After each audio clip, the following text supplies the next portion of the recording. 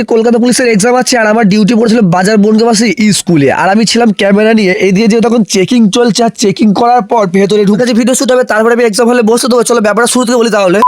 So good morning আমার all family, সবাই কেমন আছো? আসলে এই ঠান্ডায় অনেক ভালো আছো, বাট আমি খুব একটা ভালো নেই, কারণ আজকে আমার ডিউটি পড়েছে ভাই বাজার বনগাঁবাসীতে।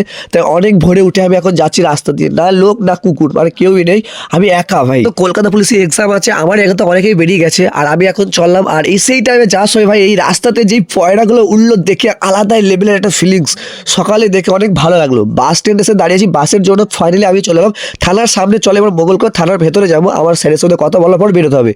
স্যারের সাথে কথা বলার পর আমি উঠে গেলাম বাইকে উঠে যাওয়ার পর চললাম ফাইনালি বনগাঁবাসী স্কুলে, যেহেতু আমার এখানে সেন্টার পড়েছিল। কাজ ছিল থানা থেকে আমি ভিডিওগ্রাফার। হ্যাঁ সত্যি বলতে তাদের কাছে বাজার বনগাঁবাসী স্কুলের সেন্টার পড়েছিল, একবার কমেন্ট অবশ্যই জানাও। চলো এবার চেকিং হবে, তাই ভেতরে ঢুকলাম। এদিকে স্যার এখন চেকিং করার পর আমার কাছে ভিডিও হলটা যেহেতু এখন পুরো ফাঁকা, এখনো ঢুকছে চেকিং করার পর। এবার আমার কাছে ভিডিও হওয়ার পর তবে ওরা এক একে ঢুকতে হবে। ফাইনালি ভিডিও কমপ্লিট হয়ে যাওয়ার পর সব স্টুডেন্ট ঢুকে গেছিল পরীক্ষা দেওয়ার জন্য স্কুলের ভেতরে।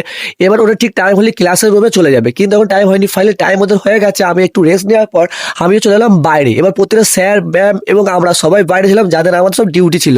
1 ঘন্টা পর ওদের এক্সাম শেষ হয়ে যাওয়ার পর তখনই ছুটি হয়ে যায়। তাই আর কি গেট খোলা মাত্র এরকম ভাবে যে দৌড়ে বেরোবে ভাবতে পারিনি, মানে এক্সামে আনন্দে বেরোলো নাকি ভাই কি হলো ঠিক বুঝতে পারলাম না। ভালো চ্যানেল সাবস্ক্রাইব করে এরকম নিয়ে দেখার জন্য।